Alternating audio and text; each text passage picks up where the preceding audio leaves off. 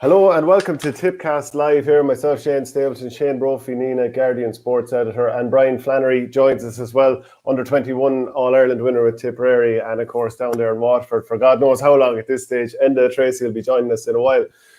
It wouldn't be like us to normally start talking about something that isn't blue and gold related, but our neighbours, the Matties, Galway, perhaps their greatest ever player, Joe Canning, has just announced his retirement. It's fairly huge news because he's only just done a round of media there last day or so, and there was no real talk about it.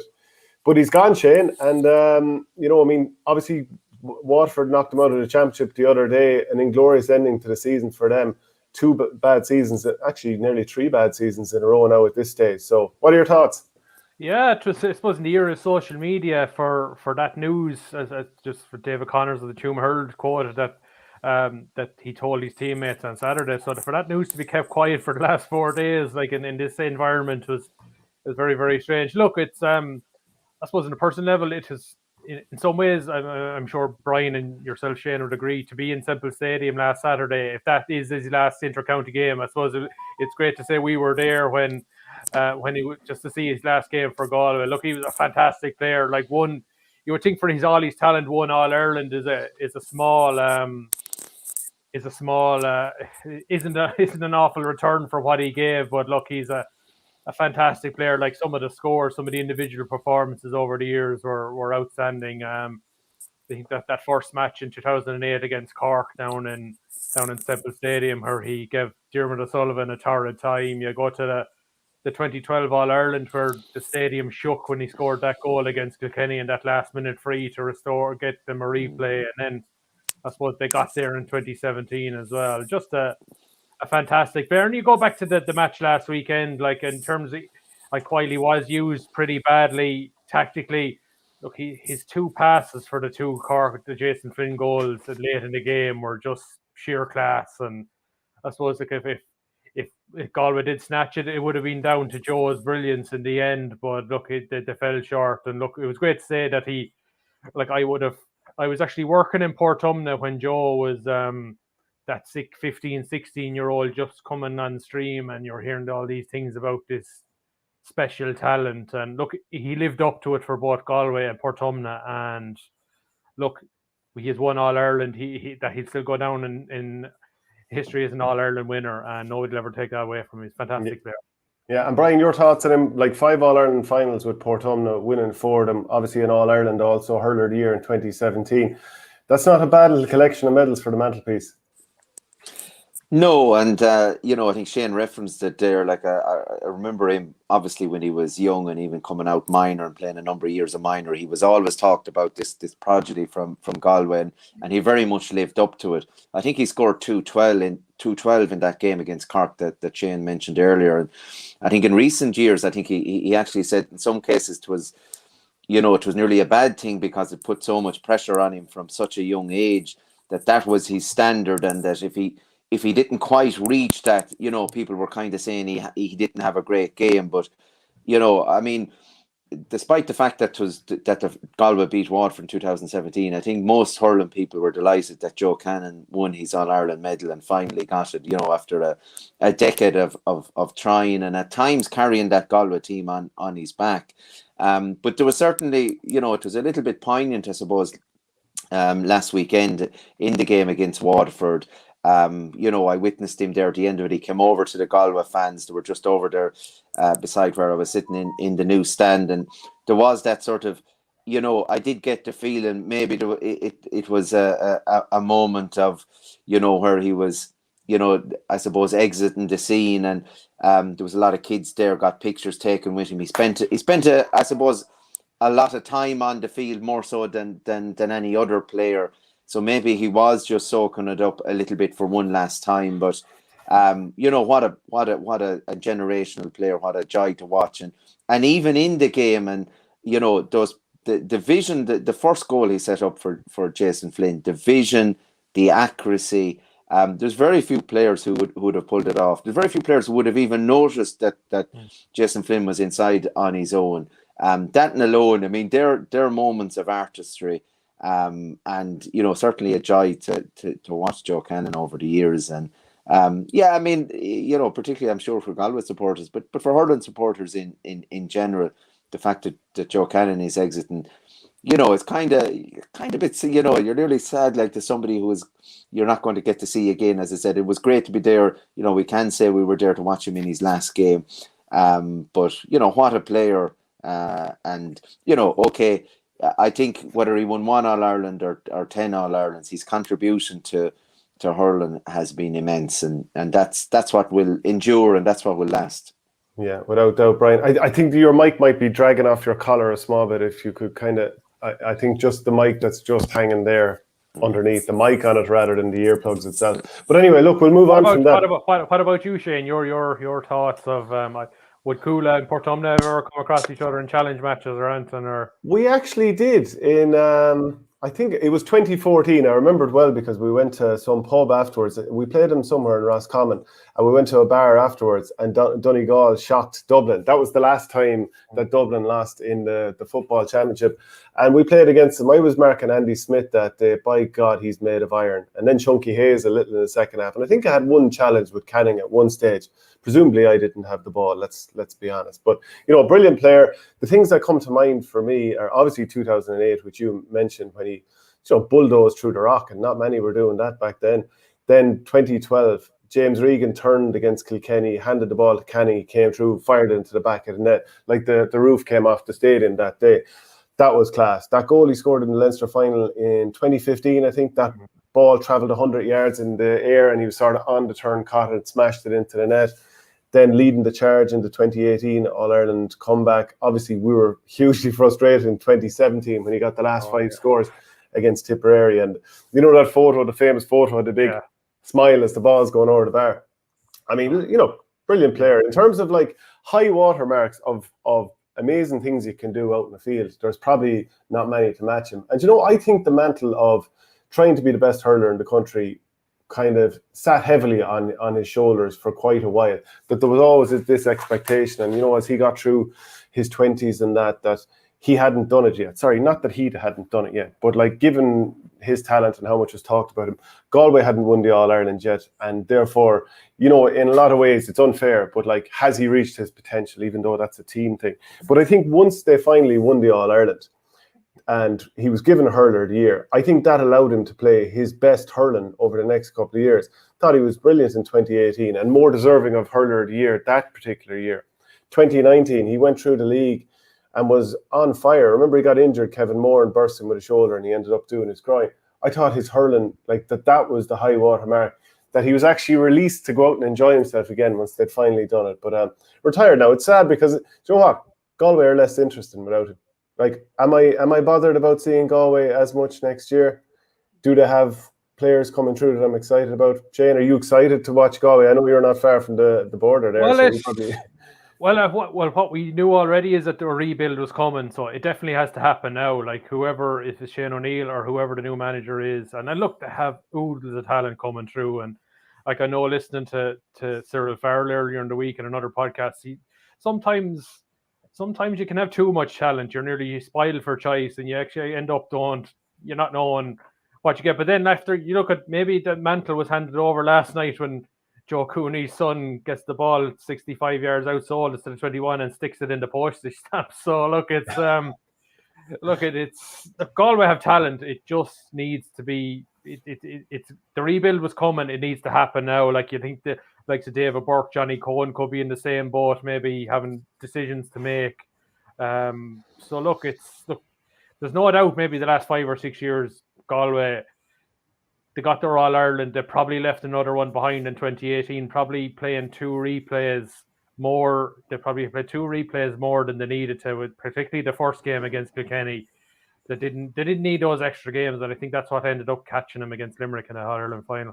Any final thoughts then, Brian, before we move on to Tipperary? You'd nearly forget there's massive hurling going on this weekend with the news of this. Well, look, it is big news. I mean, he's had such an imprint on hurling for the last decade or that. And I think what you said was very correct. Like, he was actually better the year after in 2019, and probably more deserving of Hurler of the Year that year than when he got it. Now, Yeah. obviously, because Galway won the All-Ireland in 2017, he got it. But, I mean, he was absolutely brilliant. And those games against Tipperary up in Croke Park, when it was only a point either way over those couple of years, you know, some of those performances, I think, did a Paddy Maher hit him or rattle? Was it in the year before? 2016, yeah. You know, I mean, two giants of the game, you know, and that's what people go to Croke Park and Simple Stadium and around the country, is to watch players like that. And, you know, the hurling world, I suppose, or the hurling game is, you know, with his retirement is certainly a little bit lesser, you know, today. And he does leave quite a gap. And, you know, I suppose the modern game, and I think Shane might have mentioned it, they probably didn't use him that right. Having Joe Cannon inside as part of a two-man full forward line, expecting him to run to the corner flag to win balls, mightn't have been the best use of his talents. But he just, in those, you know, those few plays in the second half, showed, you know, all his skill, all his ability. And as I said, you know, I think everybody will remember games and moments and scores and goals, Joe Cannon, for, you know, for as long as hurling is played, to be honest. But have you kind of stumbled on a great point there as we move on to talking about the hurling qualifiers, Waterford, Tipp, and of course Cork against Dublin this weekend. And Shane, I'll throw it out to you, that a player like 32 years of age going on 33, and obviously we have one of our own in Seamus Callanan, who's, you know, among the best hurlers that Tipperary have ever produced.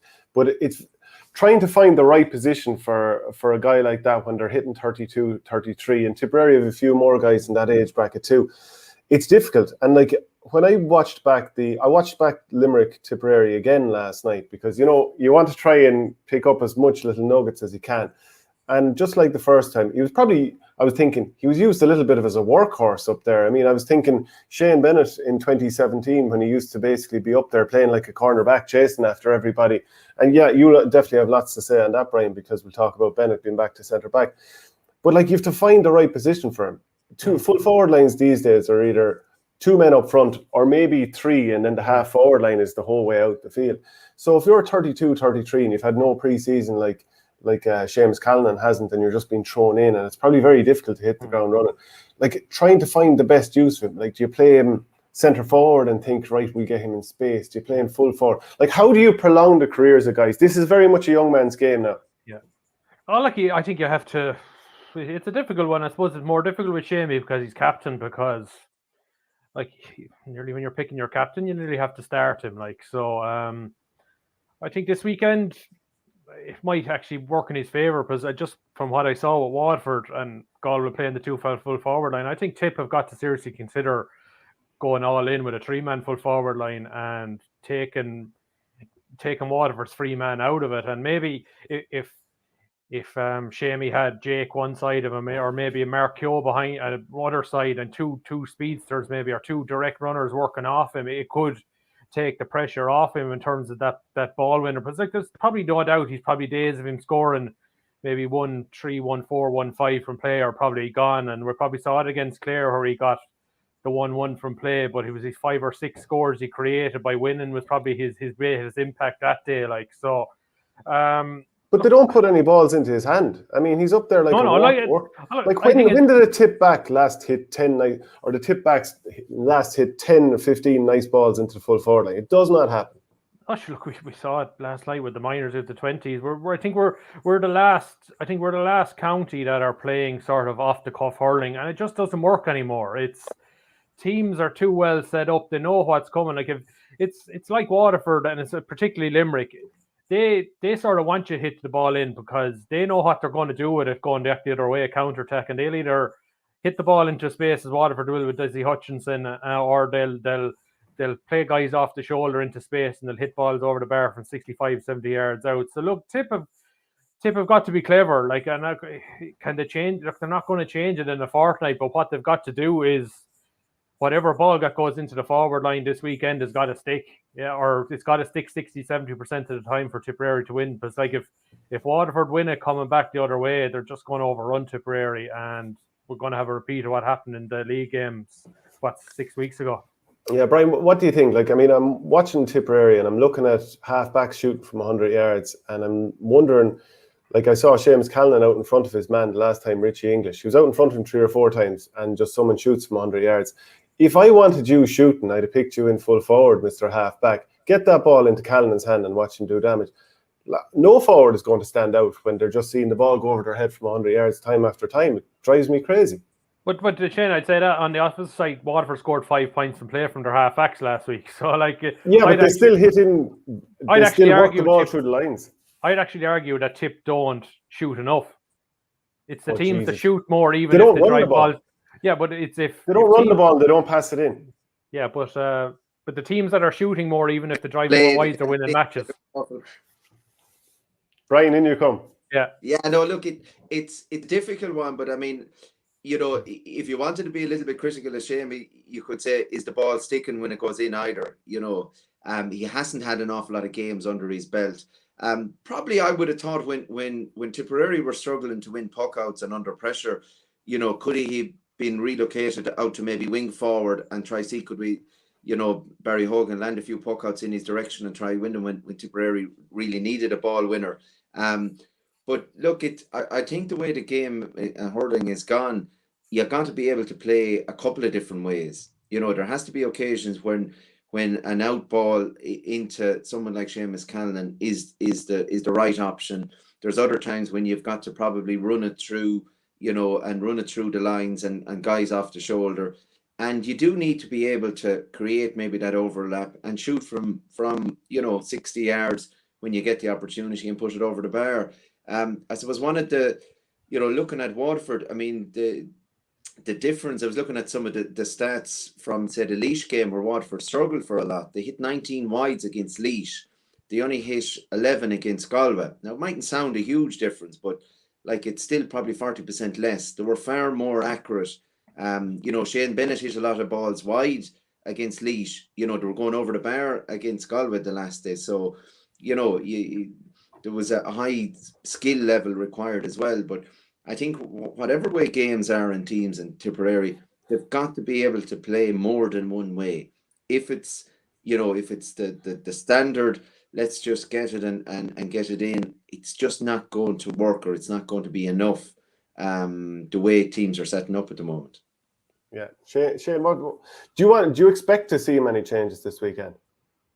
I think we'll see 3 or 4 just from to the starting team, Shane. Yeah. I think he's from what I gather now, I think Tipp had a pretty tough AVB match last Friday night from a bit of investigating I was trying to do, and the B team won again. Were you up a tree outside Dr. Morris Park? You were. But the B team won, and I think the B team has won a few times. Right. And look, I know sometimes the B team tends to play on a Tuesday and there's a match the following weekend, and maybe the A guys are maybe holding back, but there was no holding back last weekend. And like you've got to think, I'd rather see if Tipper to go out, and look, I'm not overly optimistic that we have the game plan to beat Waterford. But if we are to go out, I'd like to go out trying something and not going out with the same thing. Look, okay, we were very, very good for the first 35 minutes against Limerick.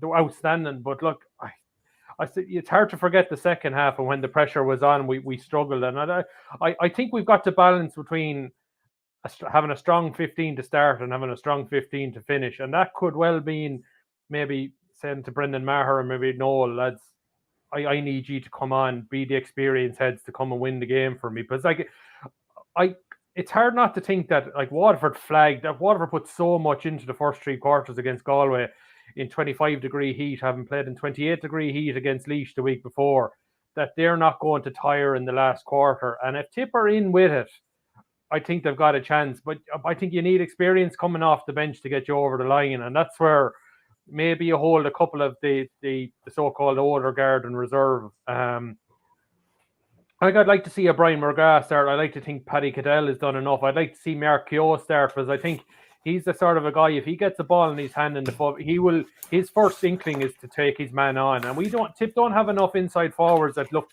to run at their men.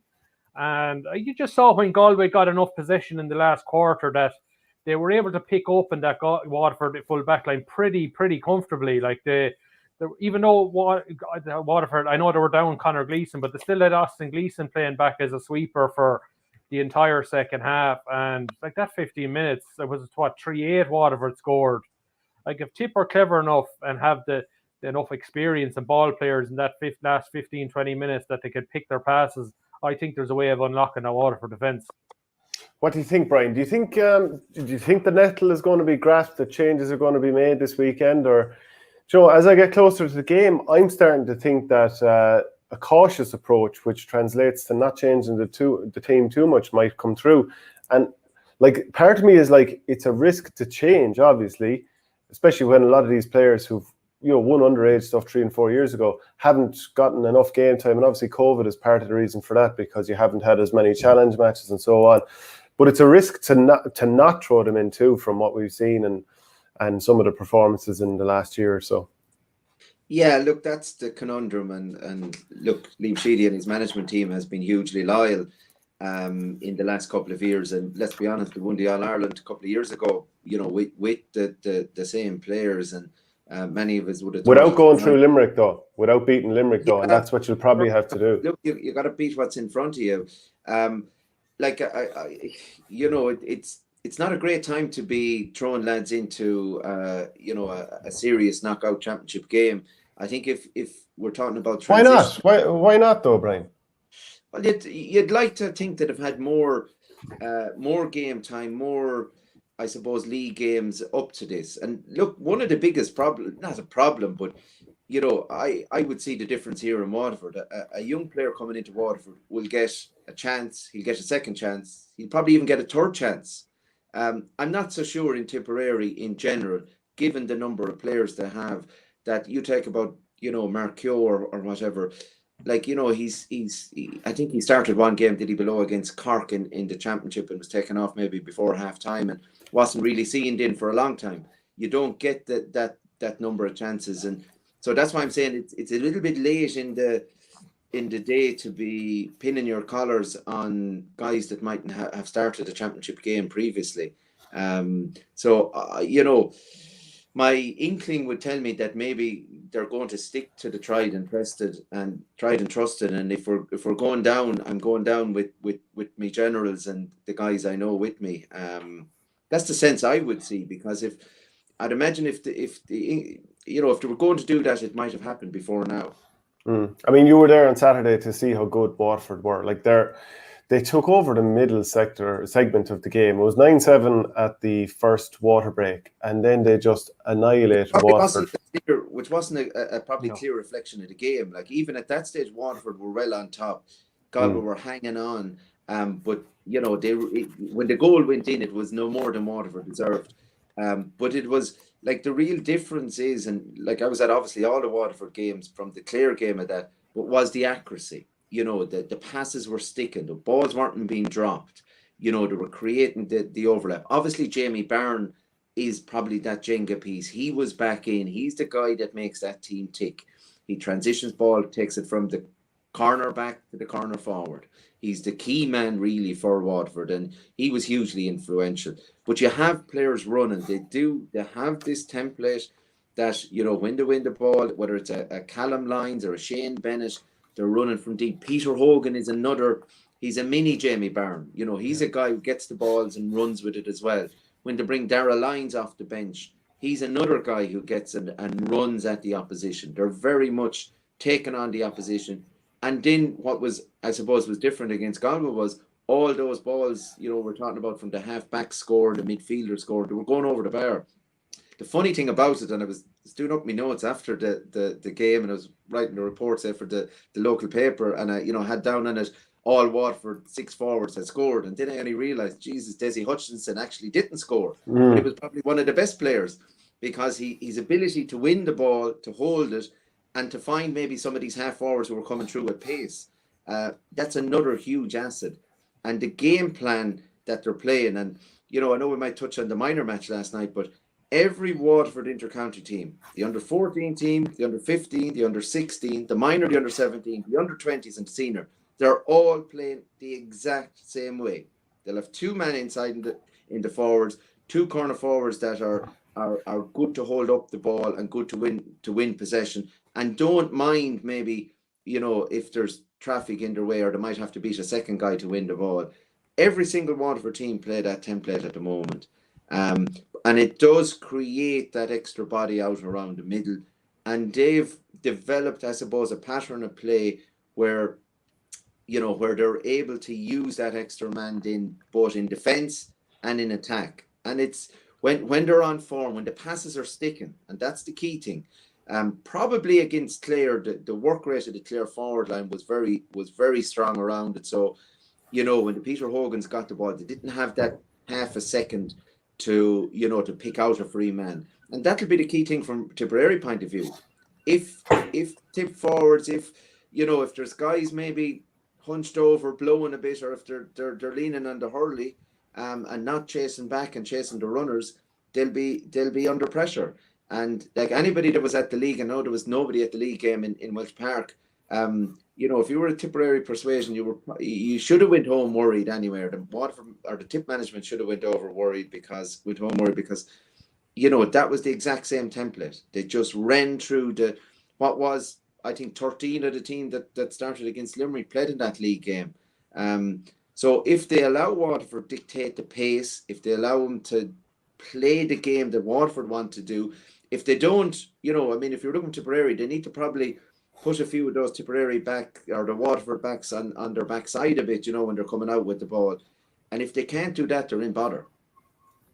Yeah, Shane, a couple of the matchups that I think we'll see here is I think Michael Breen did an excellent job on Kyle Hayes. And you know me and how much I've talked about putting him in the backs and whatever. But I thought he did a very good job. And the one time he wasn't near Kyle Hayes was the one time Kyle Hayes got through. And to be honest, he should have been stopped. There's no way that when there was two men either side of him that he should have been able to cut through. And I just think there was a bit of poor defending going on there. But I think Breen did very well. I think Breen's is going to match up with Caleb Lyons here.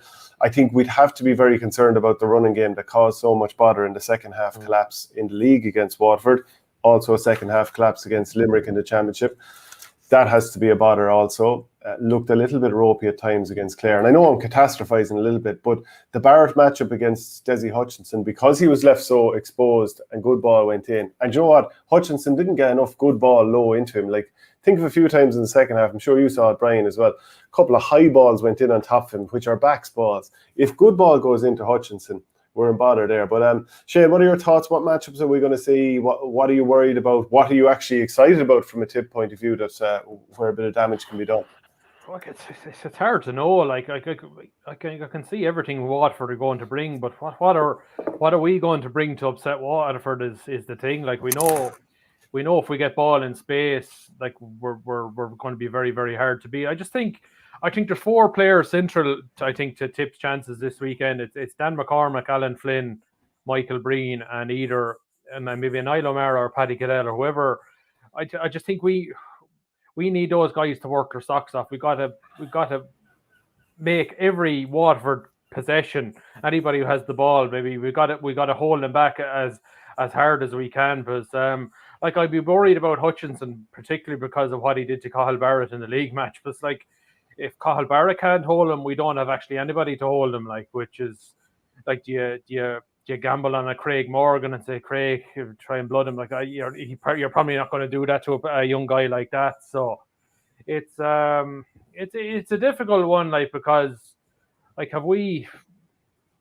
what have we to throw at differently at Waterford that they don't see coming? I just don't see it. Like, it's I think Waterford are going to have dip their levels from last weekend. Look, I don't see Tipp being as naive tactically as Galway were, like, and they're used to the ball in the first half, particularly. Like Galway created a lot of problems for themselves, but I guess one thing I mentioned earlier, like I'd like to think Tipp would maybe go and play the 3-man full forward line and take Waterford sweeper, put him to work, like, rather than maybe Waterford have to bring one of their forwards back if they want to play that extra man, rather than maybe an Ian Kenny or a Shane McNulty being given a free role to do that, or Stephen Bennett.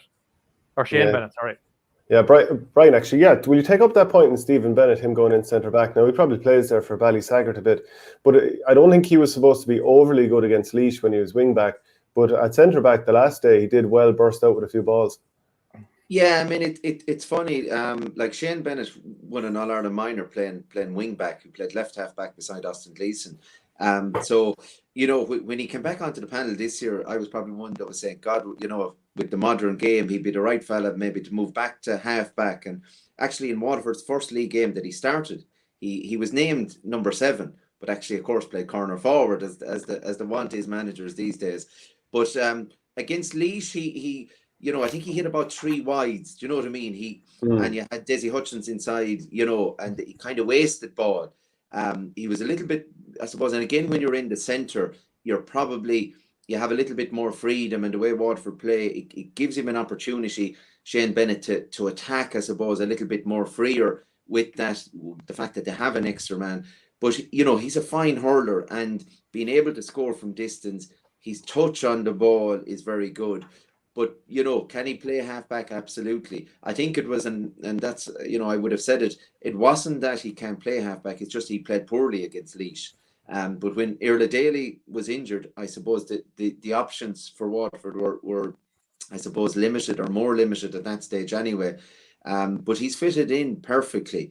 Now, he's not the, I suppose, dominant player Tyke de Burka would be, particularly in the air, but he's got pace. And the common denominator of a lot of these Waterford players is pace.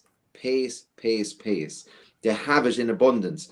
And, you mentioned Carl Barrett on Deise Hutchinson. I mean, Carl Barrett is the one Tipp defender that you would say is, perfectly suited to mark Deise Hutchinson and has pace. But the quality of the ball in the league was such that, Carl Barrett was really at sea and left out to dry, really. So, it goes back to the pressure on the ball coming in. If there's quality ball where Waterford defenders, Shane Bennett and Callum Lyons and the rest of them have time on it, I don't think it matters whether it is Conal Barrett or anybody else is marking Deise Hutchinson. It's going to be a long day. But the other side of it is, Waterford conceded goals the last day. They conceded 3 goals against Laois. They are conceding goals. So there is 5 against Cork. There is a vulnerability in particularly in the full back line.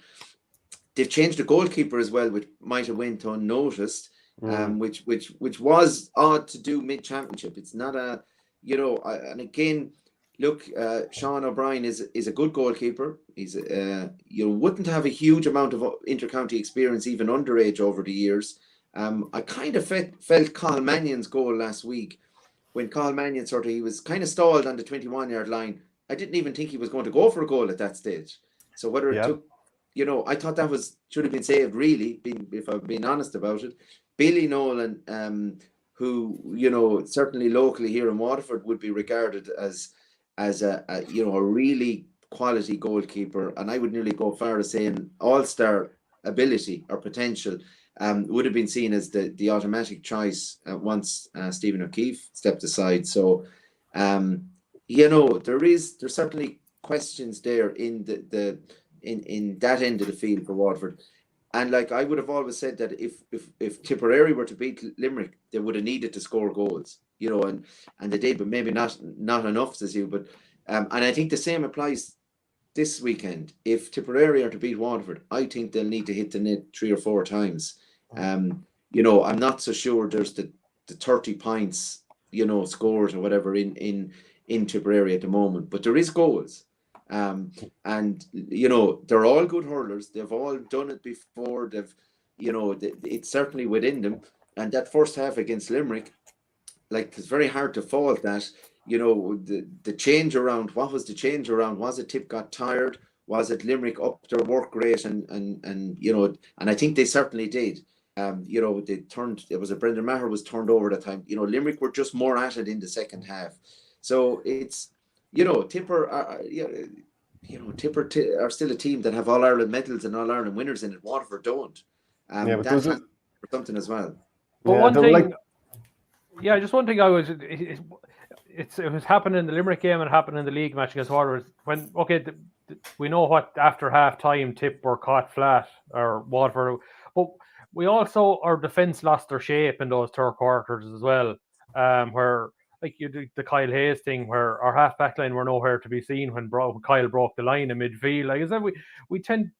Our half backs tend to get sucked up the field, and even if things are going against us, our defence if Waterford's half-backs take up the field or Limerick, fine, but our half-backs have got to be patient enough to say, okay, whatever we do, we just can't leave a huge void in front of our full back line if we're caught up the field. And I just, whatever happens this weekend, I don't know whether it's something you can say about it, is we can't afford to lose our shape completely like we did in those 2 quarters.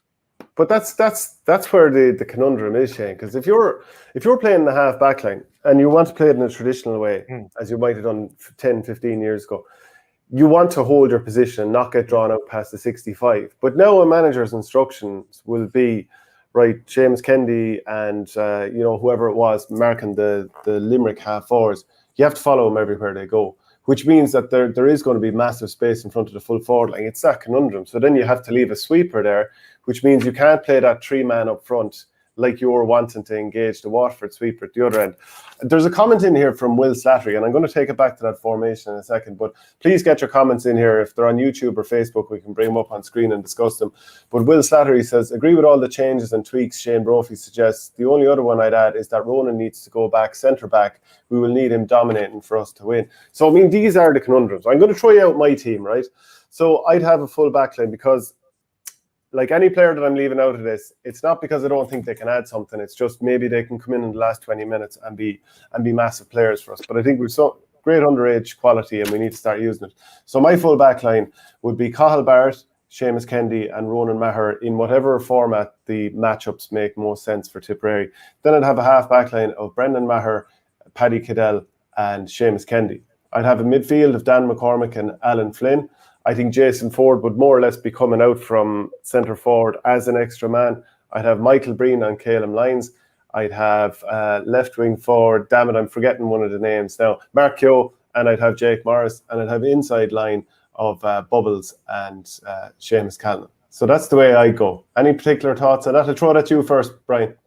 And I mean, you even just from a Waterford point of view, because you see them so often, how does that work? How does that not work up? I'd like to see the likes of, because you have to consider Deise Hutchinson and Austin Gleeson could be inside. You need both pace and power to deal with that.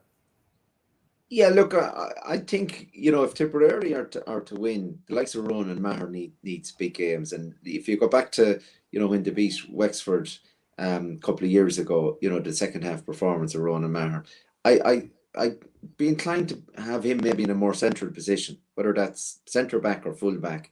I think his best attributes is in the air. I think you do need look, and it's as I said, Nolan Mcgrath and maybe this sort of game wouldn't be one to suit him. You know what I mean? That's I think that's a fair comment. And it's like when we saw Joe Canning, we spoke about him earlier. He's able to nick those couple of passes, maybe in 20 minutes to go, where if you either need a goal to seal it or to get back in it, somebody like Nolan Mcgrath coming off the bench to add a pass to it, maybe that would work. I think Michael Breen definitely on Calum Lyons, seems the obvious option, and I thought he did do very well on Kyle Hayes. I was trying to work out where in the name of God he was when Kyle Hayes scored a goal, and why I think was it Dan McCormick was chasing him at that stage. Was it because of the yellow card he got where they switched off him? When you're watching it, if you're not there live, it's very hard to work those situations out. I think you have to go again with Callan, you have to go with Bubbles inside, Jason Ford. I thought Alan Flynn probably done enough to again around the field. He could very well be assigned duty on to track Jamie Barron perhaps. But you do need, I suppose, you need that. They do need an injection of pace somewhere in around that middle of the field, and I'm not sure, whether that's a Paddy Cadell, Keogh playing wing forward and coming out. It has to, I think if there isn't, you're you've already been forewarned. I don't think you could not, as I said, maybe add some youth or pace somewhere in that middle third. Yeah, we have a comment in here, Shane. You're stop. We need to talk about removing Nolan Mcgrath from midfield, lads. I think he's been targeted, hasn't the legs to keep into Jamie Barron. Now, it's a harsh enough comment, but it hasn't gone Noel's way in the last couple of games, and even towards the latter in the last season. In recent years, the position that Nolan Mcgrath has suited best is when he plays centre forward and kind of plays off the centre back and players are then, if he does that, but they need then to find him with the ball. If he's playing that sort of role off the centre back, he's good enough then in that sort of Joe Cannon mould, and he's accurate enough to either score from 60 yards or play one of the boys inside. I think that's his best role, really, at centre forward, playing off maybe the centre back and trying to, I suppose Jason Ford probably did that role very well in the first half, creating the space and then the ability to score from distance. Is there something to suggest that maybe they go back to 2019 where he sort of played a deep line midfielder, or even create a sweeper role from it? I know sweeper is a dirty word in Tipperary, nobody likes it, but look, it's actually not a defensive strategy. It's having a good ball player who, if he gets on enough ball, will use it to the best. And there's probably no better player out there with a hurling brain to use the ball effectively and to find the right passes, Nolan Mcgrath. And I actually thought, in some ways, I wouldn't say, look, Paddy Goodell is probably not in that class of using the ball well, but I actually thought when he came on against Limerick, he did play a sort of a centre back position, and he cut out a couple of balls, and he just did something. He just did something simple with them when he got them. He let off a hand pass to somebody who was free, or broke a tackle and then found a free man. He just played it simply. I know that it's something like that where we just can slow the game down and play it to our strengths. I just thought we just got too helter-skelter there, and we'd nobody to settle the whole thing. Now, maybe it won't be Paddy who would do it. It could be an Noel to do it for 50 minutes. I just think we've got to think outside the box slightly in this game in terms of, okay, if you have Noel starting, fine, but put him in a place where he's going to impact the game positively for Tipp. Yeah, but that's like, I can see exactly what you're saying when you're saying Nolan Mcgrath, imagine him playmaking for deep. And I think that is brilliant. But you need a sweeper who can also, that's why in the past I've been like, do you know what, Seamus Kennedy, he will always catch up with somebody because he's got such pace. And Cadell, I mean, you see Cadell when he came out once or twice, he burst into Kyle Hayes at one stage and probably was caught off guard with the contact, just bounced off him and stayed going. Same with Mark Keogh. That's 22-year-olds for you. That's 22-year-olds for you. That's why I think Tipp, going back to the league match in Walsh Park, that Pádraig Maher can't be left in the full back line and Stephen Bennett. That's where I think Seamus Kennedy could go with Stephen Bennett. I think if Pádraig Maher goes with Stephen Bennett, I think we could be in problems again. So that's where I say another matchup could have to be created to suit Tipperary, or maybe to give Tipp better protection, because that second half, Pádraig was dragged all over the place, and look, he was probably hung out to dry a small bit with the fact there was so much space in front of him. If you give Stephen Bennett space, he's going to kill you. So I think that's where learnings from that league match will have to be looked into as well. Yeah, so Brian, just in terms of Jamie Barron, having watched it back again, I think his influence wasn't as big in the second half. He's absolutely brilliant player. He's only back from being out for a long time. I think if Tipperary kind of tie him up or try to tie him up with either Dan McCormick or Alan Flynn in the first half and then put someone else fresh off the bench maybe on him in the second half, if he's kept out of the game to some degree, are Waterford in a little bit of bother? Yeah, look, I mean, he is a key player because most of a lot of the good stuff that happens for Callum Lyons is off a pass or a flick or a hand pass from Jamie Barron. He is a key man. Now they're as I said, they're playing very similar player beside him in Peter Hogan. They're going for two out and out runners. And as I said, it's usually Darragh Lyons who comes off the bench in at a particular time to add more legs in the area.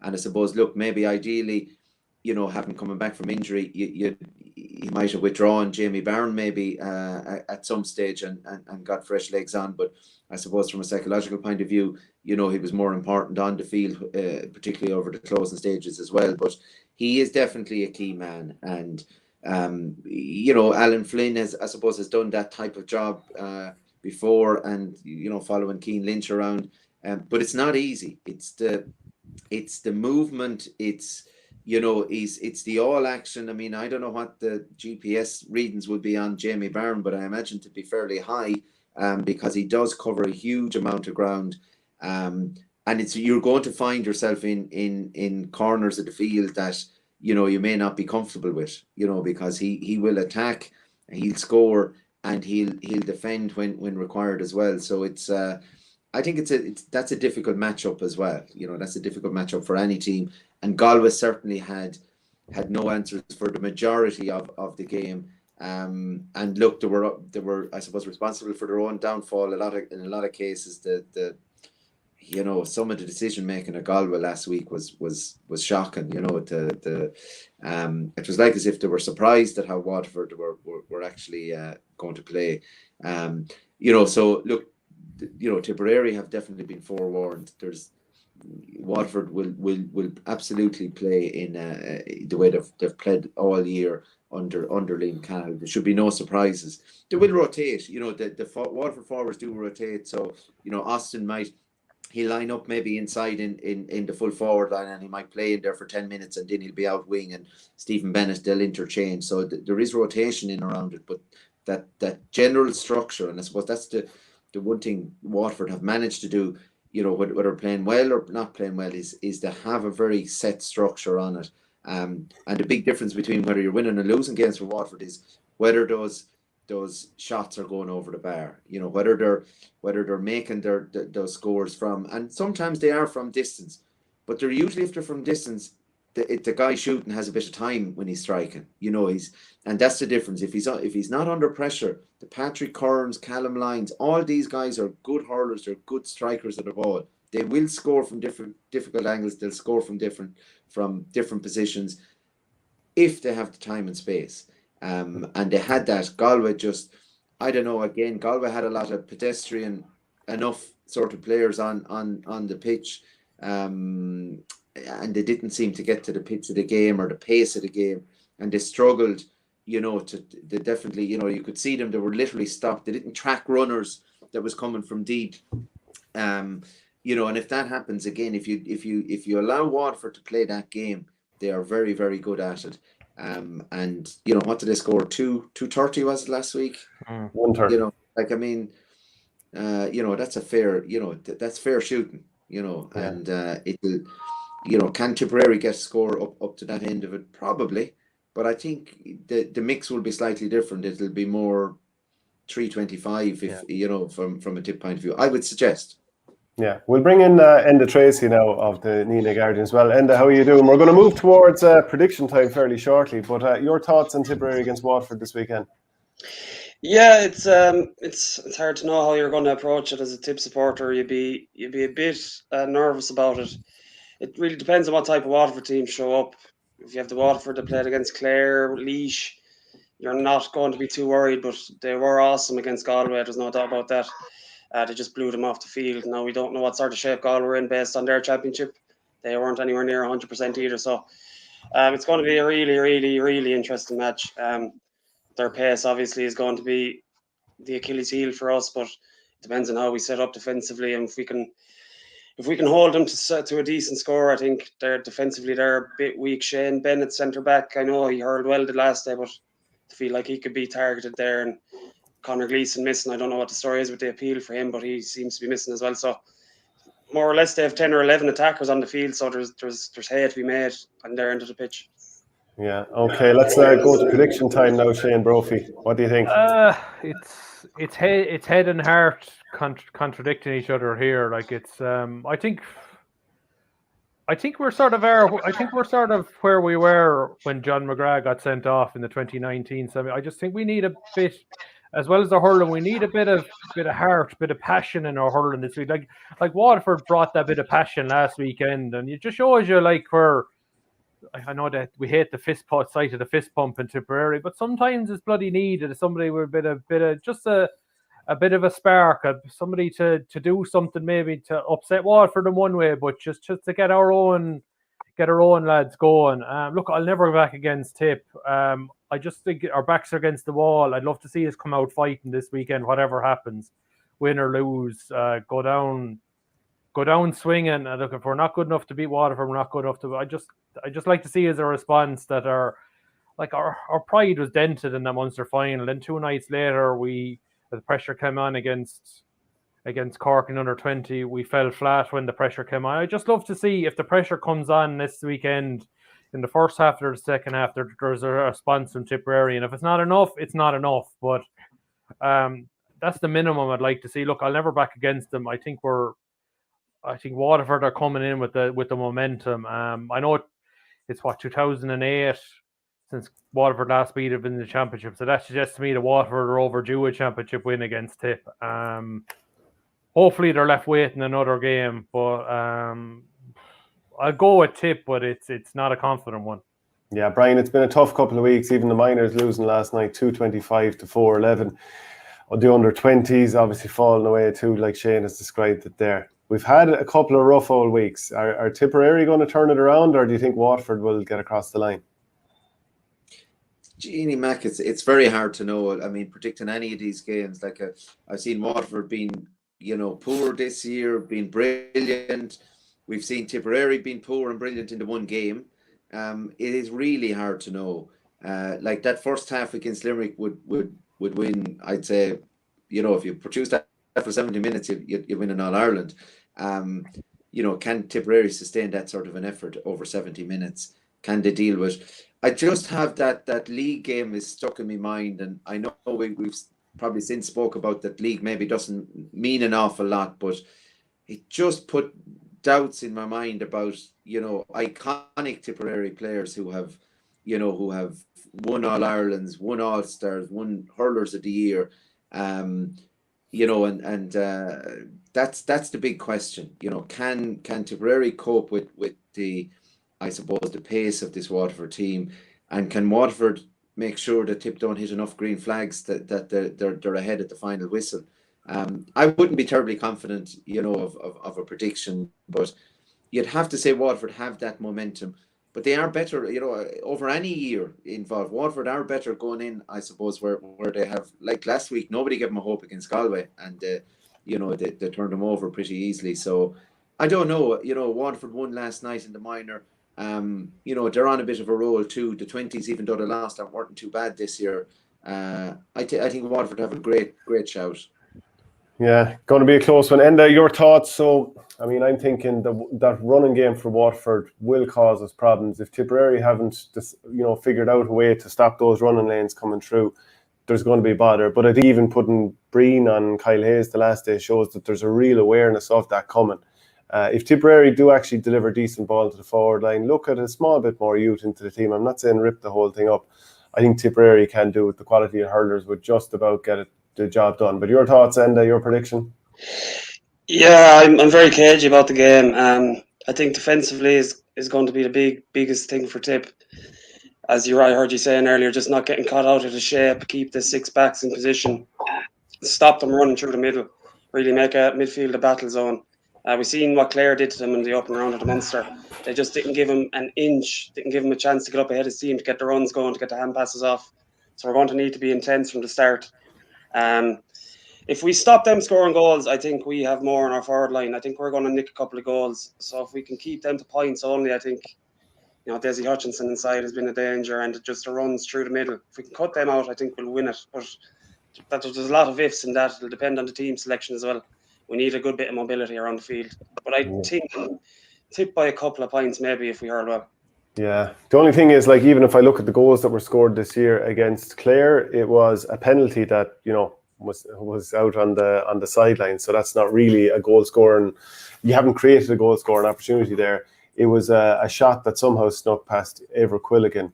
Then the last day out is two long puckouts that broke. And this kind of ties into my whole point that Tipp aren't actually looking for the man in the best position all the time. And we leave so many scores behind us, Shane. Like, this team and the hurlers there, that if they actually looked for each other all the time, the score lines they could put up. Oh, definitely. But I don't think that's just a senior issue. I think we saw it last night in the minors, and I just think we're the last. If we're going to transition on to talk about, I think we're the last team that has still playing the sort of off the cuff style. You need to know what you're going to do. You need to know what style you're playing. You need to know how much time have I on the ball? If I have this amount, who am I looking for, a hand pass or am I looking for a stick pass for 40 yards? It just needs to be. I think that's like, if you maybe go back through a lot of the matches, like Tipper probably been out. Goals are keeping Tipperary in matches if they're winning matches or coming up short. We're being outpointed in a lot of games, and you wouldn't have said that maybe the last couple of years you would have thought Tipper would have been out. If a match got into a shootout, you said Tipper were going to win, but like Waterford hit us for 29, Limerick hit us for 29. Even the match with Galway scored 20 points. We only scored 19. I think it was only the Cork match this year. Maybe we outpointed Cork, but they got a couple of goals to draw the match. So there's definitely something what you're saying, Shane, in terms of we're a team that we're giving away the ball a bit too often. Like we're looking for the killer pass the whole time, and look, when it comes off, it's spectacular. But how many times when the other team wins the ball, are they turning it over and turning into scores? There's actually something Sean Flynn did he did an analysis of the league match. Waterford scored 2-14 off Tipperary turnovers in Walsh Park 6 weeks ago. If that happens again, we can't win the match. As simple as that. Yeah, Brian, you talked about the underage teams with Waterford, that they all seem to play into a style, and maybe they've kind of got an eye over an overarching sort of view of the types of players they want to bring through and the type of hurling that they want Waterford to play. I look at Limerick in the last year or two in the matches that they have played underage, under 20s and minor, and I've had the same thought that they're playing kind of like their senior team. So you were at that match last night as it finished up there. It was Tipperary 4-11, Waterford 2-25, and a couple of those goals for Tipperary were late on in garbage time when it didn't, the game was gone. So what are your thoughts? What would you like to see Tipperary do to kind of, if you're to have that view of what you want a Tipperary hurler to be like for the next 5, 10, 15 years? Look, I think you've got to be able to play it everywhere. You've got to be able to, yes, you've got to be able to win your own possession and win your own ball. But, when you're playing against a team then that allows you maybe to take sharp puck outs and allows you maybe an extra defender, you've got to be able to use that. Like last night in the minor game, like it should have been no surprise the way Waterford set up. But you're looking at, a sharp puck out to a corner back who's then hitting it long into where Waterford have the extra defender. Like, that's not intelligent hurling either. Okay, we'd all love to play 15 players, 1 to 15 in our positions, win your own game and away you go. But, that's not you're presented with problems and you've got to have solutions for them. And I suppose, look, I mean, that was a very young Tipperary minor team last night, and I certainly wouldn't be hard on any young fellas. But certainly you would question that, they shouldn't have been a surprise the way Waterford set up and Waterford played. And if they hadn't preparation done and practice done in how to, I suppose, work the ball out of defence when you're given a sharp puck out, rather than just going long with it into traffic, that's where I suppose the question marks. And probably there's similar with the Tipp under 20s as well.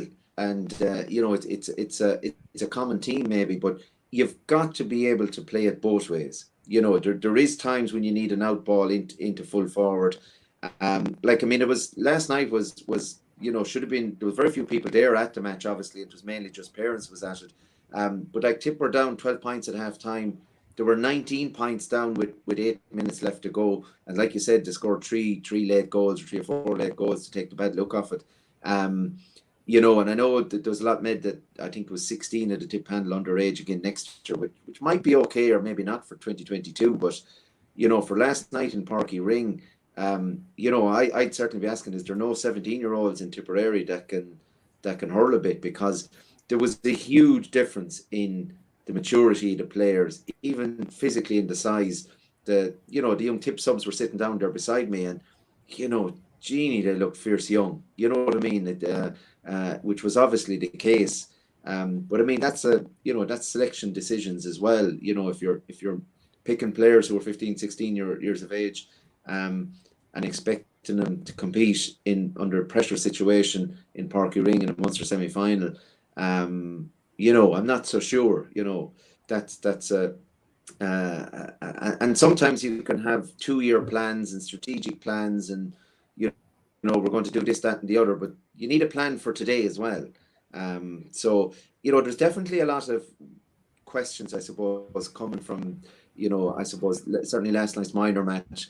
The under-20 was a bit funny as well, very good first half, and Tipperary died off in the second half, and again seemed to be a little bit one-dimensional in that second half against Cork in the under-20 game. So, I think there is probably a discussion to be had somewhere in Thurles or Semple Stadium around, what way we're preparing teams, what's our selection policies, what are we looking for?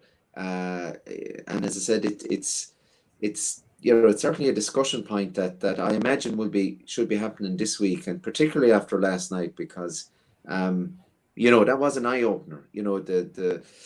You shouldn't really be a county with the amount of clubs and hurlers that Tipperary have. You shouldn't really be that far off the pace. And as I said, one stage in the second half, there was 19 points in it.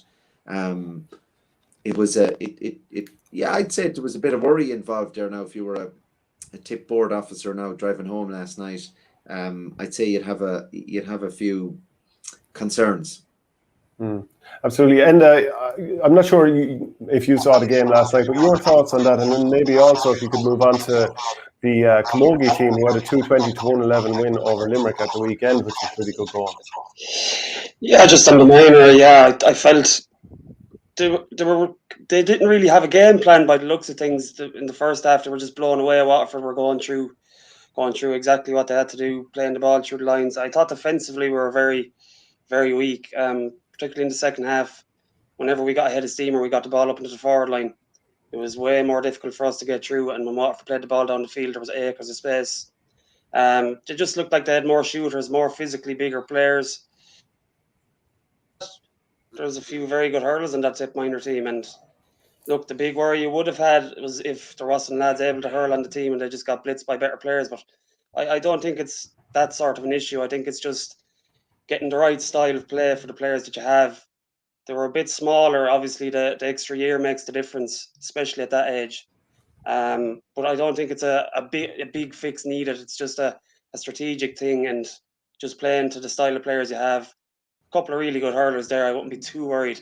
Obviously, the result isn't what you want, but going forward, I'd have no problem with a few of the lads on the team. But for the camogie team, they hurled really well. Limerick didn't put up as much of a fight as I was expecting. They had a pretty decent league campaign. I think they ran Kilkenny to 2 or 3 points in the league quarter final. So I was expecting a bit more of a challenge from them, even though they struggled in their first game. They got back to Wexford, I think. So really, you can't be too critical of Tipp on the day. If you're going to be ultra critical, maybe the fourth quarter, another problem from other games when opposition forwards get a run on them with a bit of pace. They really don't have the recovery pace in that back line and in midfield to cover that runner. But they were really clinical. Like, they set up some great scores. Grace O'Brien was very good midfield. Their back division in general was excellent, very solid. Caught the Van doing her thing as usual. She 4 or 5 points from play and nailed a penalty as well. Mcgrath was good. Claudia McIntyre was very impressive. She's one of those players she's one of the players we have in a premium on. She has all lightning pace, and particularly in the forward line, she's worth her weight in gold there. But I think we need to be more clinical in front of goal. I think in the second half, especially, we created 3 or 4 clear-cut goal chances, 3-on-2s, 2-on-1s, and just butchered them. And when you're Galway, Kilkenny and Cork, they take those chances. So that's the gap they have to bridge. I think they need to be more clinical in front of goal. Yeah. But it was a simple enough win in the end. Yeah, Shane, so that's a 12-point win there, and that's following on from a 17-point win over Offaly. So things are looking good. Obviously, I think Wexford are gone through also. So this will tee up who gets the direct passage to the All-Ireland semi-final. But they're moving well.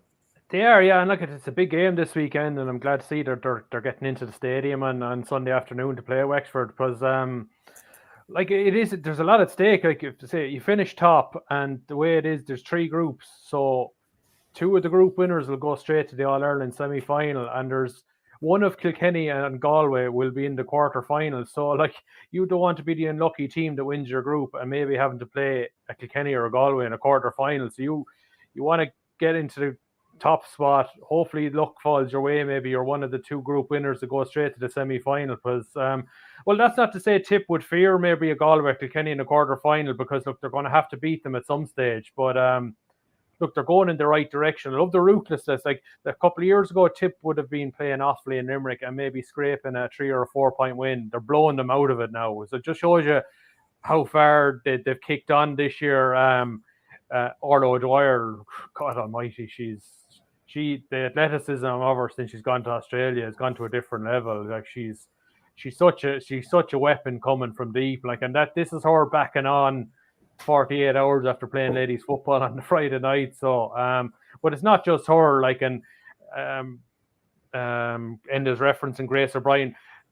The last few years, we've been utterly reliant on Caught the Van for scores. That's not happening anymore. They're spread evenly, and that's what a champion team does.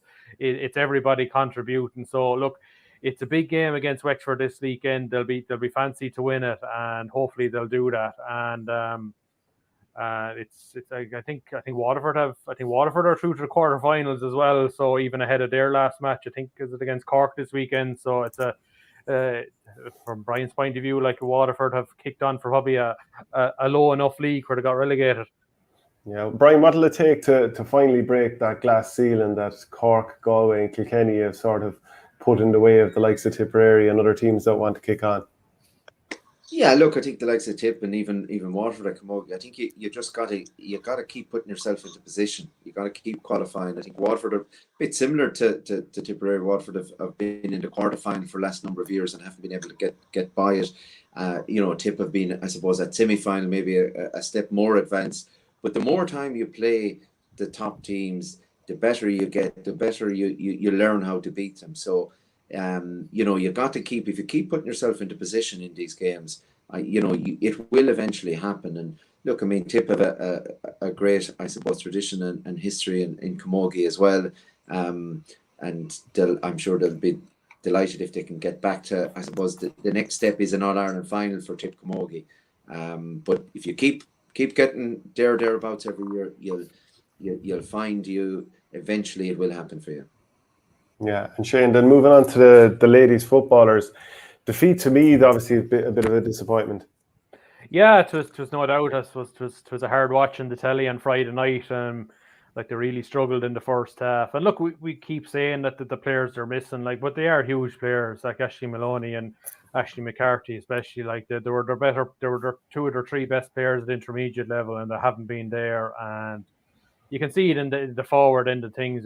They're just not scoring enough. And like, they're in relegation now. Like, they have 2 chances to save themselves, and hopefully they'll be able to pick it up. Hopefully Ashley McCarthy's getting fitter every week that goes by, and I don't think it's till the middle of August. I think that semi-final is on, so hopefully they'll settle down. Look, it's been a tough year for Declan Carr, like, to take over from Shane Renane, who, look, he did brilliant work, and it wasn't easy to follow in his footsteps. And then you had the COVID shutdown. He couldn't get the players together till late April. Like, so that was difficult for him to put his stamp on things. So look, it's hard to be too critical, no more than James Woodlock. Like, he taken on a job trying to have a 9-week process to put trials together and to get a team prepared. And I suppose that would be the worry for me, going back to the development squads and maybe veering in the under-20 footballers from last week, is that it likes of Cork and even Waterford, they seem to have a strategy from one year to the next, whereas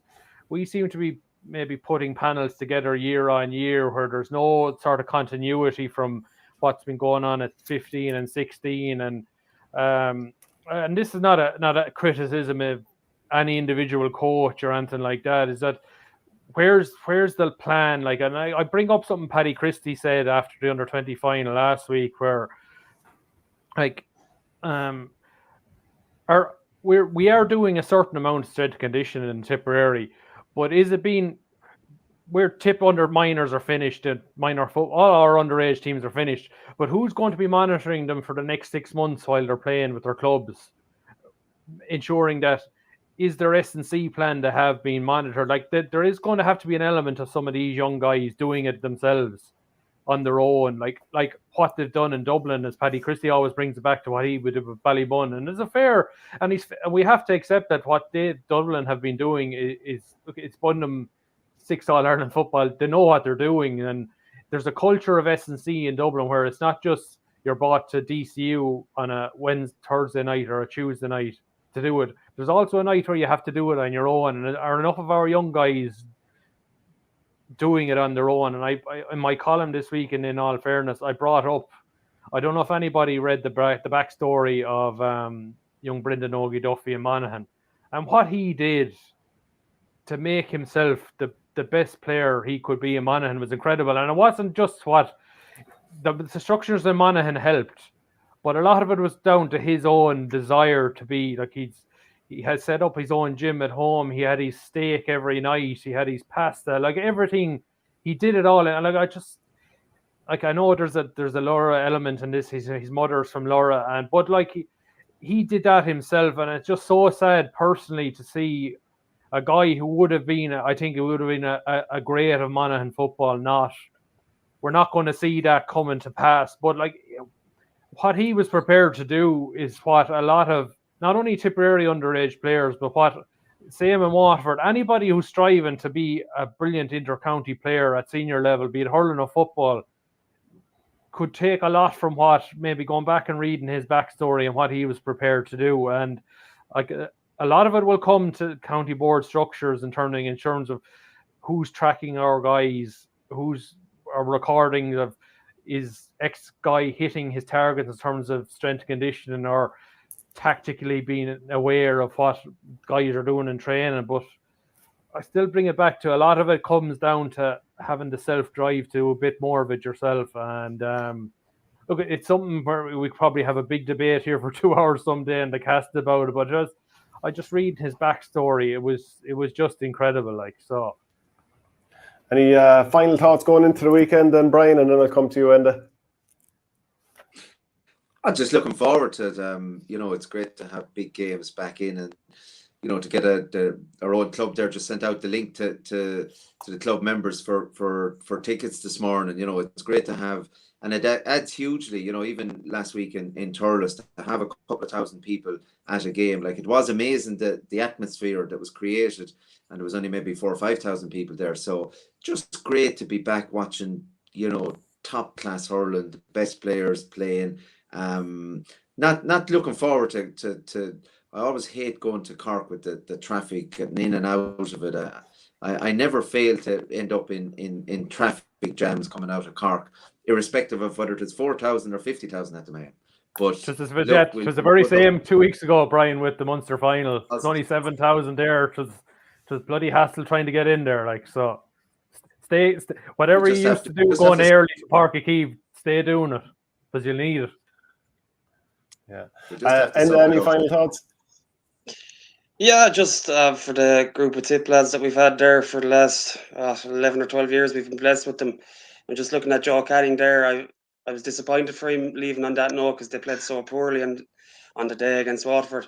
I just hope that all these lads perform well and we get a good tune out of the team, regardless of the result. A few of them, there's question marks whether they'll come back next year. So hopefully they'll go out playing at the top of their game and go out and hurl well. And look, if most of those lads hurl well, we'll probably win the match. So hopefully they dive with their boots on, and hopefully it's not the end of them yet, and we'll get a couple more matches out of them. Yeah, and so say all of us. Okay, my thanks to Enda Treacy, Brian Flannery, and Shane Brophy as always. We'll be back again next week. Thanks, lads. Cheers.